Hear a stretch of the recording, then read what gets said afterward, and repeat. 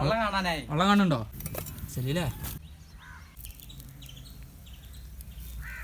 കിടക്കണ കിടപ്പ് കണ്ടില്ലേ? ഇപ്പൊ ശരിയാക്കി തരാം. വീട്ടിലല്ലെങ്കിൽ പരിസരത്ത് അവിടെ എവിടെയെങ്കിലും ഉള്ള ഏതെങ്കിലും ഭീകരനായ അബുവിനെ വിളിച്ചു കൊണ്ടാണ്ട് ഒരു മൂർച്ചുള്ള കത്തി അവന്റെ കൈക്ക് കൊടുത്താണ്ടേ ഒരു കോയിനെ അങ്ങോട്ട് അറക്കുക. എന്നിട്ട് നമ്മളെ ചിക്കനെ ക്ലീൻ ആക്കി കുളിപ്പിച്ച് ലോലനാക്കിയതിനു ശേഷം പള്ളഭാഗം കത്തി കൊണ്ട് കീറി പരന്ന രീതിയിലാക്കുക. അതിൽ നിൽക്കുന്ന വേസ്റ്റും കച്ചറിയും അമിതമായിട്ട് നിൽക്കുന്ന കൊഴുപ്പും കാര്യങ്ങളൊക്കെ കുറെ വെള്ളം പറഞ്ഞ് അങ്ങോട്ട് ഒഴിവാക്കുക. പോട്ടങ്ങോട്ട് പിന്നീട് കത്തി എടുത്തിട്ട് നിങ്ങളുടെ ഉള്ളിലുള്ള ഓരോ നവരസങ്ങൾ ആ കോഴിയുടെ മേലെ വരഞ്ഞ് പണിത് കാണിച്ചു കൊടുക്കുക. ഇനിയാണ് ഒന്നാമത്തെ മാരിനേഷന് വേണ്ടി നല്ല ഉസുറും പുളി നീരക്കുള്ള ചെറുനാരങ്ങ അങ്ങോട്ട് എടുത്തിട്ട് അതിന്റെ മേലേക്ക് പീഞ്ഞങ്ങോട്ട് ഇടുക. ഒരൊറ്റ നാരങ്ങ നമ്മൾ എടുക്കണുള്ളൂ. നമ്മൾ തൈര് ഇടുന്നുണ്ട്. തൈര് മാണ്ടാത്തവർക്ക് 2 നാരങ്ങ എടുക്കാം. നല്ല നാടൻ തൈരാട്ടത് അത്യാവശ്യം കട്ടിയും പുളിയൊക്കെ ഉണ്ട്. ചിക്കൻ്റെ ഉള്ളിൽ ഒരു കുളിർമയാകാനും ക്യൂട്ട്നെസിന് പുറമെ ഒരു സോഫ്റ്റ്നെസ്സും കിട്ടാനും വേണ്ടിയാണ് തൈരും ചെറുനാരങ്ങയും ഒപ്പം കലക്കി അങ്ങോട്ട് ഇട്ട്. രുചി വൈവിധ്യത്തിന് വേണ്ടി ഉപ്പും കുരുമുളകും ധാരാളം സ്വാധീനം ചെലുത്തുന്നുണ്ട് ഈ ഘട്ടത്തിൽ. 1.5 ടേബിൾ സ്പൂൺ കുരുമുളകും പക്കാ പാകത്തിന് ഉപ്പ് അങ്ങോട്ട് വെതറിയാൽ മതി. കിടന്ന് ഉറങ്ങട്ടെ അവിടെ 1 മണിക്കൂർ റെസ്റ്റ്. പിന്നെ ഒരു ഓട്ടല്ലാതെ ഒരു ഓട്ടാട ചട്ടി അങ്ങോട്ട് എടുക്കുക. ഓട്ടാട ഇഷ്ടമുള്ള ആരെങ്കിലും ഉണ്ട് അവിടെ? ഞാൻ അതിൻ്റെ ആളാ.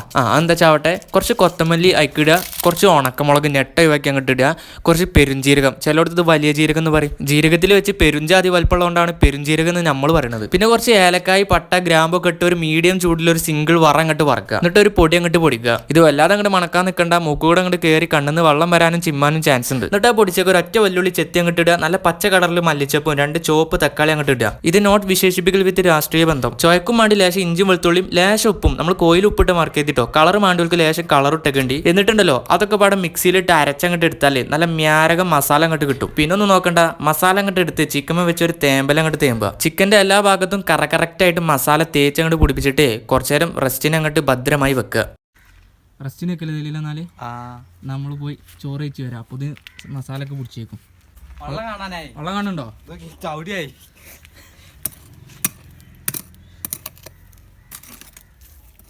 കുഴി എന്തിനുണ്ടാക്കിയെന്ന് വെച്ചാൽ വേറെ എന്തിനുമല്ല, നമ്മൾ ഗ്രില്ലിനടിയിൽ കനലിട്ട് സെറ്റാക്കാൻ വേണ്ടി ഒരു സെറ്റപ്പ് ഇല്ലാത്തതുകൊണ്ട് അതിന് പകരം കുഴിയിലിട്ട് കനൽ സെറ്റാക്കാന്ന് വിചാരിച്ചു. മിനിമം ഒരു 1/2 മണിക്കൂർ അല്ലെങ്കിൽ അതിൽ കൂടുതൽ റെസ്റ്റിന് വെച്ചാൽ ആ മസാല കയ്യിൽ ഇറങ്ങി പിടിച്ച് ചിക്കൻ്റെ ലെവൽ മാറിയിട്ടുണ്ടാവും. പാകത്തിന് ഉപ്പുണ്ടോ എന്ന് നോക്കാൻ മറക്കണ്ട, ഒന്ന് നാമച്ച് നോക്കിയേക്കണ്ടി. അണ്ടർവേർഡായി നമ്മൾ ചിക്കന് ഗ്രില്ലിലിട്ട് ഇതുപോലെ അണ്ടർ ലോക്ക് ചെയ്തിടുക. ശരിയല്ലേ? കനൽ ഉണ്ടാക്കുക ചില്ലറ അടങ്ങാറൊന്നുമല്ലേ? എന്താ എൻ്റെ അഭിപ്രായം? നല്ല റിസ്ക് അല്ലേ? സിമ്പിളാണ് പക്ഷേ നല്ല റിസ്ക്കാ. സിമ്പിളാണ് പക്ഷേ റിസ്ക് ആണ് അല്ലേ? കനലുണ്ടാക്കാൻ സിമ്പിളാണ് പക്ഷേ റിസ്ക് ആണെന്ന് ഓൻ പറയണത്. എന്താണ് നിങ്ങളെ അഭിപ്രായം? ചിരട്ടയുടെ അഭാവം മൂലം കുറച്ച് പട്ടയക്കണ്ടൊക്കെ എടുത്ത് ഒപ്പിച്ചാണ് നമ്മൾ കനൽ എങ്ങനെയൊക്കെ ഉണ്ടാക്കിയത്. ചിരട്ട കനലാണെങ്കിൽ ഉസാറായി, കാരണം കോയിൻ്റെ ഉള്ളിലേക്ക് ചൂടങ്ങോട്ട് കുത്തി കയറി പെട്ടെന്ന് നിങ്ങൾ ബന്ധാളും. തീ കത്തുന്ന സമയത്ത് ചിക്കനൊന്നും അതിൽ വെച്ച് കൊടുക്കരുത്. തീയൊക്കെ കൊണ്ട് ആകെ കരിഞ്ഞ് കൊളായി കളവും. പിന്നെ പറഞ്ഞിട്ട് കാര്യം ഉണ്ടാവില്ല. ശരിയല്ലേ? ഇതിപ്പോൾ എപ്പോഴാണ് ആവുക? 1/2 മണിക്കൂറൊക്കെ കുടിച്ചില്ലേ തന്നെ? 1/2 മണിക്കൂറൊക്കെ കാണോ? ഓൻ പറയണ 1/2 മണിക്കൂർ പിടിച്ചെന്നാണ്. നമുക്കൊന്ന് നോക്കാം.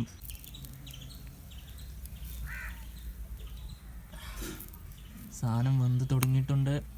വീശാൻ ഇബനെ കഴിഞ്ഞിട്ട് വേറെ ഒരാളുള്ളൂ. അതുകൊണ്ടാണ് ഇബനെ എന്നെ ഏൽപ്പിച്ചത്. നമുക്ക് പിന്നെ അതിൽ അത്ര ഇതില്ലല്ലോ. ചിക്കനൊക്കെ വെന്ത് കഴിഞ്ഞിട്ട് ഇനി എടുക്കാം. ആയോ? ഏകദേശം ഒരു 3/4 മണിക്കൂർ നമ്മൾ കനലിൻ്റെ പുറത്ത് വെച്ചിക്കണ്.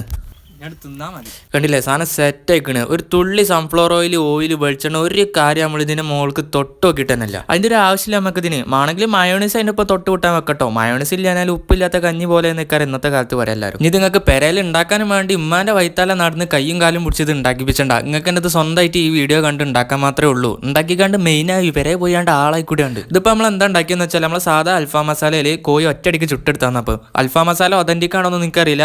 നമ്മളെ രീതിയിലായിട്ട് അങ്ങനെ ഇങ്ങനെ ഉണ്ടാക്കിയെടുത്താണ് ഇപ്പോൾ. എങ്ങനെയുണ്ട്? വെറൈറ്റിയാ? പൊളിയാ. മസാല എങ്ങനെയുണ്ട്? മസാല പൊളിയാ. നല്ല ഉപ്പും രുചിയൊക്കെ ഉണ്ട്. നല്ല പൊളിയാ. നല്ല ബന്ധുക്കണ്. നല്ല ഉപ്പും മുളകുണ്ട്. പിന്നെ നല്ല ചോയ, നല്ല ഫ്ലേവറൊക്കെ ഉണ്ട്. ഓൻ പറഞ്ഞിട്ടില്ലേ, ഇതിനെക്കുറിച്ച് ഓൻ കഷ്ടപ്പെട്ട് ആസ്വാദനമായിട്ട് പറഞ്ഞതാ. ഓനക്ക് നല്ല ഇഷ്ടപ്പെട്ടണെന്ന്. ഇത് പെരയിൽ അങ്ങോട്ട് ഉണ്ടാക്കിയാണ്ട് എല്ലാവർക്കും അങ്ങോട്ട് കൊടുത്തു നോക്കി. ഓലും ഇങ്ങോട്ട് ശുക്രിയാന്ന് അങ്ങോട്ട് പറയും. ചിക്കൻ്റെ പല ജാതി ഐറ്റംസ് യുദ്ധം ചെയ്ത് നിൽക്കുന്ന കാല. പക്ഷെ അൽഫാമിൻ്റെ തൂക്ക് താണു തന്നെ നിൽക്കും ചെയ്യും. അൽഫാമിൻ്റെ ഇപ്പോൾ വേറെ ഒന്നും ഇല്ലെങ്കിലും മയോണൈസ് ഉണ്ടായാൽ മതി ഇന്നത്തെ കാലത്ത്. അതുണ്ടായാലും അതും അൽഫാമും കൂട്ടിയ പോരാട്ടം തന്നെ നടക്കും അവിടെ. പൊളി.